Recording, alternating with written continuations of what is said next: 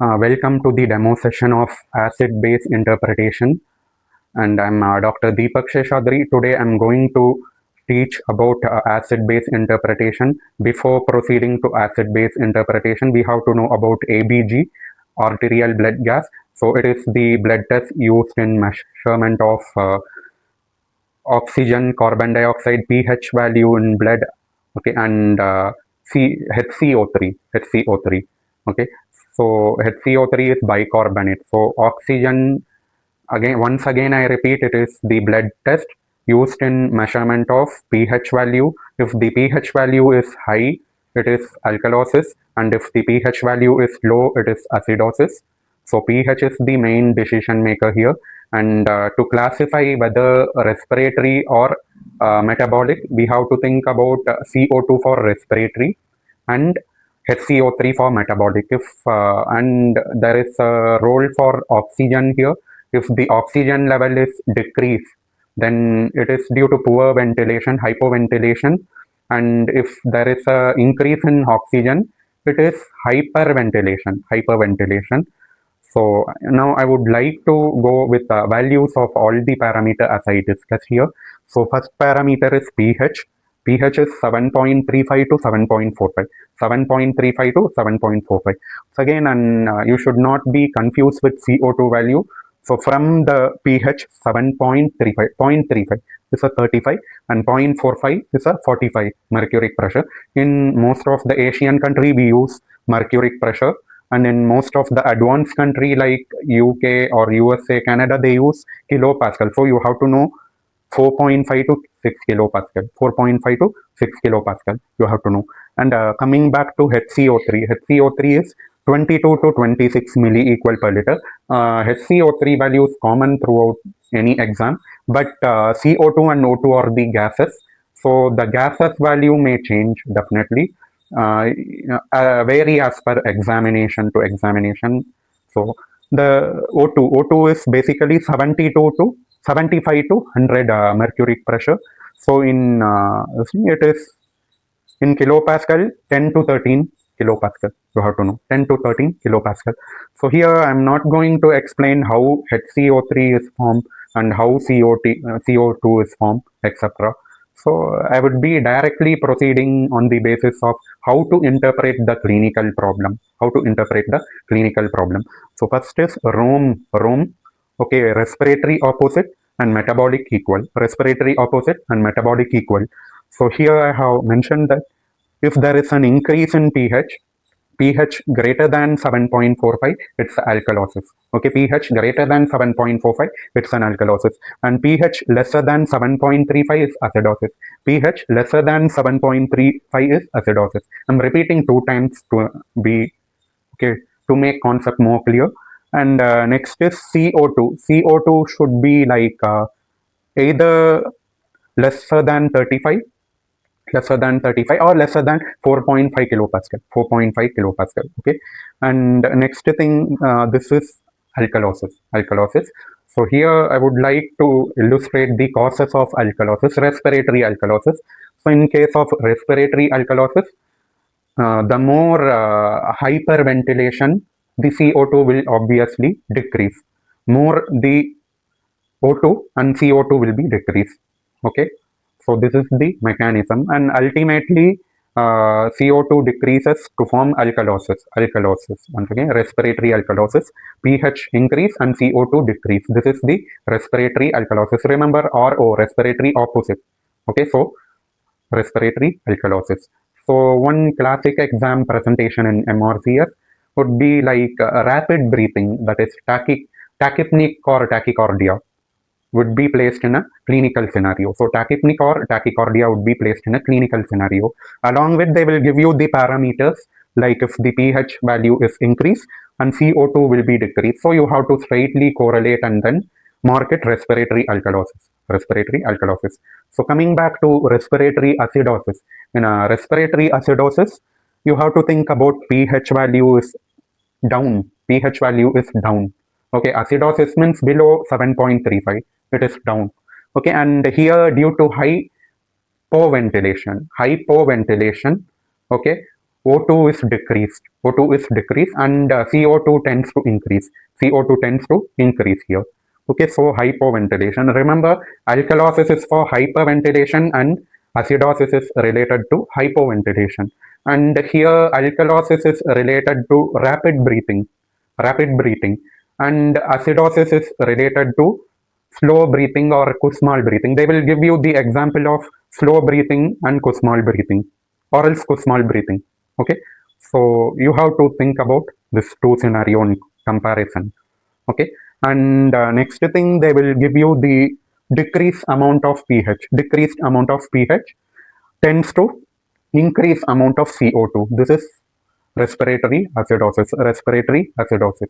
Okay, decrease amount of pH with increase amount of uh, CO2 or PaCO2, partial pressure of CO2. Okay, this is the respiratory acidosis. Respiratory acidosis. Now I'm going to take you with one more scenario which is often being confused in MRCS. Okay, so that scenario is actually if they give along with O2 decrease of O2 along with decrease of pH and increase of CO2. Okay, this is the scenario of acute. Okay, this is the scenario of acute respiratory acidosis. Acute respiratory acidosis, not the regular respiratory acute respiratory acidosis. So this is the scenario you have to think about it. So if there is a decrease in pH and increase in CO2 and decrease in O2, O2 should be below 8 kilopascal. The normal range is 10 to 13 kilopascal, but in case of oxygen insufficiency, it should be below the 8 kilopascal, which is equivalent to 60 mercuric pressure. You have to know this. So if this three scenario like decrease pH and decrease O2 below 6, below 8 kilopascal, not 6, I'm sorry to interpret. Okay, and third scenario is increase more than 6. Okay, increase more than 6 kilopascal with CO2. This is acute respiratory acidosis, and in case of chronic respiratory acidosis, the scenario is like similar scenario: decrease pH, okay, increase PCO2, decrease O2, and decrease HCO3 level also comes in acidosis. So this is the thing you have to remember. Okay, this is the thing you have to remember. And in next scenario, they will be asking something relevant to uh, respiratory failure in case of okay, in respiratory failure you have to think about pH should always be decreased. Okay, irrespective of that you have to think about O2 and O2 and CO2. O2 and CO2. O2 will be below the uh, below 8.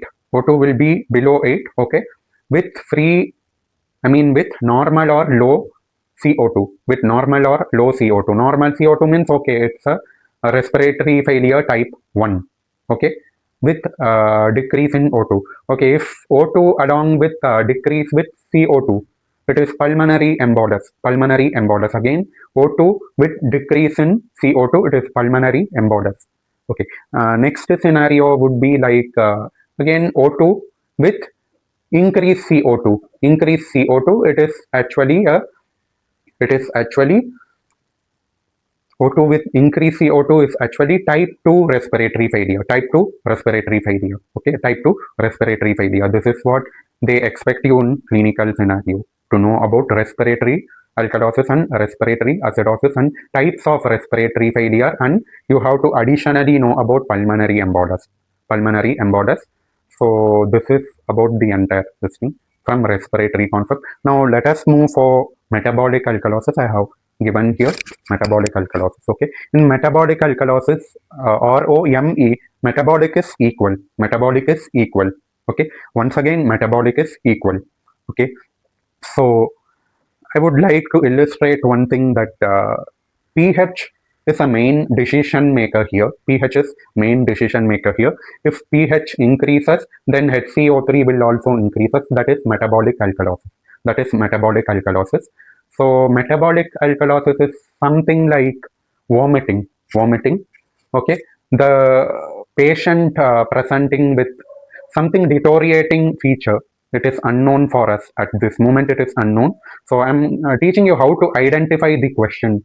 during exam. It is something unknown, whether it may be peritonitis, whether it may be sepsis, no one knows here. But if examiner, they ask you the question, they will give you a small hint which you have to know. The hint is like for alkalosis, the hint is vomiting. The more frequent patient vomit with the deteriorating condition, ultimately you will be having uh, acidic values decrease here, HCl values decrease here. Okay, and there will be a base value. Okay, for instance, HCO3 level will be higher compared to acidic value, and hence it becomes metabolic alkalosis. There is a key mnemonic to remember. From starting it is we vomit, and from end there will be a diarrhea. This is nothing to laugh. From starting we vomit, and from the end diarrhea.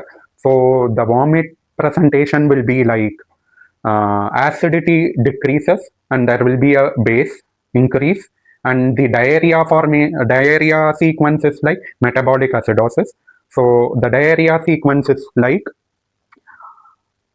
base will come down and acid will increase. Base will come down and acid will increase. Okay, this is the method I studied and I memorized this topic.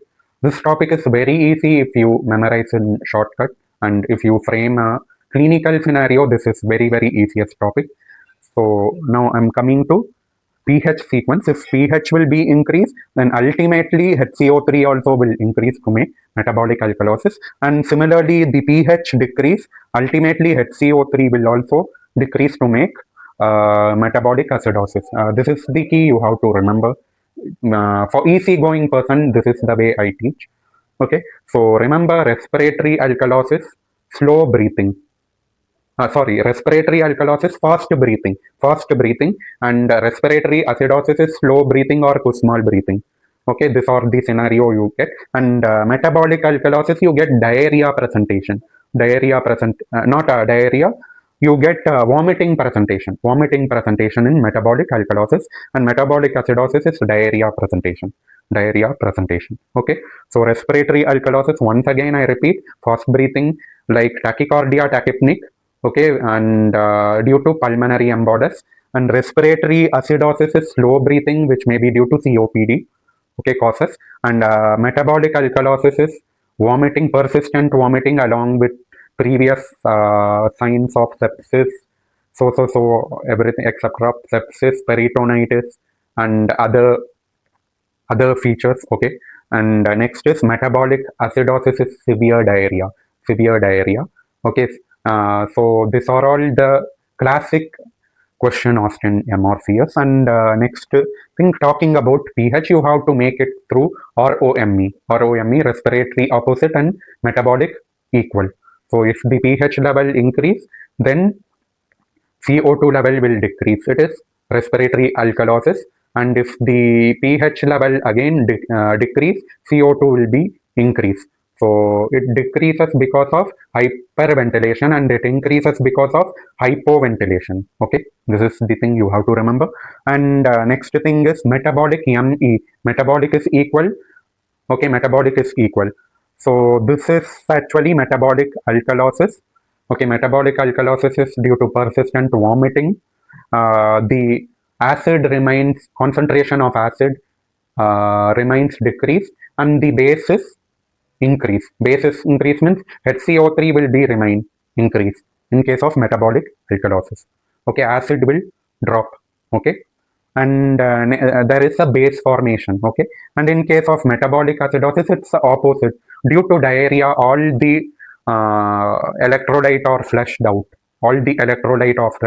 In case there is a scenario with hypokalemia and hypokalemia and hyponatremia, there is a scenario. It is different topic.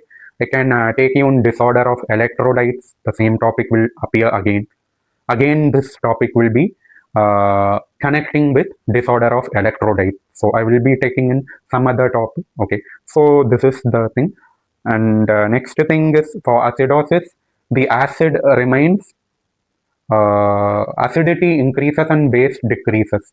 HCO3 tends to decrease and the acid level tends to increase. So henceforth pH will be decreased here. Okay, pH will be decreased, and base HCO3 also will be decreased here. The vomiting opposite, and the diarrhea is down. Okay, diarrhea makes HCO3 down. So hopefully you understand about the concept of acid-base interpretation, but there are few more concepts about metabolic acidosis you have to know. There are three distinct criteria for metabolic acidosis. You have to know about HAGMA, NAGMA, and LAGMA. Okay, higher anion gap metabolic acidosis. NAGMA, remember the actress Nagma. Okay, so you can think about normal anion gap metabolic acidosis and LAGMA. LAGMA is low anion gap metabolic acidosis. This three scenario comes into metabolic acidosis. I can just explain in a line to make you easily understand. So first thing, HAGMA, high anion gap. Okay, high anion gap metabolic acidosis. You have to think about one thing, that there are a lot of unwanted acids added here. I'm just trying to teach you how to memorize the topic easily. I cannot go through this much big. So HAGMA is something like extra unwanted acid is added from cations. Okay, cations. Okay, extra unwanted acids are added, and anion is decreased here. Anion is something like decrease, and there is high. It's high about cations. It's high about cation. Anion is decreased here. So this makes high. Okay, this makes something like high anion gap. Okay, metabolic acidosis. Extra acids like glycol. Okay, lactic acid. Okay, and you have also the diabetic ketoacidosis. This is the prominent and well-known example for HAGMA, HAGMA. Okay, next thing about NAGMA. NAGMA, you remember actress NAGMA. Okay, so NAGMA, normal anion gap metabolic acidosis. In normal anion gap metabolic acidosis, you have to remember that HCO3 is replaced by chloride. Okay, HCO3 is replaced by chloride. Actually, if you know the formula of anion gap, it is easy to calculate. So formula of anion gap, I can tell you, is like Na, keep in a bracket with Na plus K. Okay, Na plus K, and close the bracket and make a difference with anion. This is cation minus anion. Anion is like chloride plus HCO3. Chloride plus HCO3. In most of the exam, they expect you to know without potassium. Without potassium. Okay, if it is without potassium, it is 8 to 12. Okay, 8 to 12 milli equal per liter. Okay, 8 to 12 milli equal per liter. If it is with potassium, it is 12 to 16 plus 4. Plus 4 is potassium, 12 to 16 milli equal per liter. This is what you have to know after formulating. Examiner will give you something like values of potassium, values of sodium, values of chloride, values of HCO3, and based on that you have to apply in that formula. If it is they didn't give you potassium, so you have to take it into consideration with 8 to 12 milli equal per liter. 8 to 12 milli equal per liter. If it is below this thing, if it is below 8, it is low anion gap. If it is between 8 to 12, it is normal anion gap. And if it is higher than 12, it is high anion gap. You have to know this. That's all. This is one of the easiest, if you apply the formula, this is one of the easiest way. Okay. And coming back to next, this thing, you have to know about whether it is compensated, okay, uncompensated, and partially compensated. Okay. Remember, first you have to know about uncompensated. Okay, uncompensated, and second thing you have to know about partially compensated, and third thing you have to know about compensated. Okay, if it is compensated, how to do. Results may vary. Okay, results may vary. So here I have given level of compensation, level of compensation, level of compensation. If it is visible,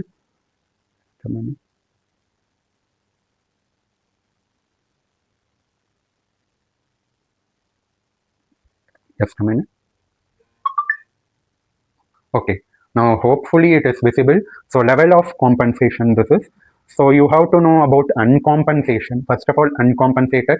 Here either CO2 or HCO3 will be, no, anyone will be normal or abnormal. Okay, if CO2 is normal, HCO3 will be abnormal. If HCO3 is normal, CO2 will be abnormal, and pH obviously will be abnormal. Okay, so this is the initial way you have to learn about uncompensated method for learning the problem, because if pH increases, and they will give a classical problem like if the pH is something like 7.2, and HCO3 will be like 22 normal, which is, and CO2 will be like uh, for instance I'm putting like 7 kilopascal or more than 47 mmHg. So this is ultimately clear direct example of respiratory acidosis. Respiratory acidosis. You have to know about this first of all. You have to know each and every problem. If you do it, if you repeat the problems again and again, it is easier to. This topic is very easier, and it carries like 10 to 12 mark in MOCS, and 4 confirmed question in FMGE often repeats with acid-base disturbances. And most of the lab-based exam also they ask this. So you have to know how to solve the problem first of all, how to solve the problem. Okay. So this is the thing you have to know. Second is partially compensated. Partially compensated, second one, partially compensated. In partially compensated, nothing is normal. Nothing is normal. Once again, I repeat, nothing is normal. All the three parameter lies here and there. So it is not a normal. pH value also affected. HCO3 value also affected, and PCO2 value also affected. So all the three lies goes on here. It is a mixed response of this thing. So the partially compensated, they will ask you such a question like whether the patient sample fits with metabolic alkalosis with respiratory acidosis. Such a thing, they will compare it and ask you. You have to remember. So we will solve an upcoming video with all the possible problem. Okay, with all the possible problem. Now I will be finishing this. Next is compensated. Compensated is both CO2 and HCO3 level value are compensated to make a normal pH. Both the values are compensated to make a normal pH. These are the three criteria you have to know about it. So here the concept is easy. For me, it is easy because I frequently practice this acid-base disturbances. Earlier, I was also not confident in this, but 3 times I practiced and I picked up this topic. So now this is one of my favorite topics. So I'm very happy. Okay. Okay. Hope the session is good. Okay, please tell me the review about the session. I will be putting a separate video for problems related discussion. Okay, so hope everyone is convinced with this lecture. Okay, thanks a lot.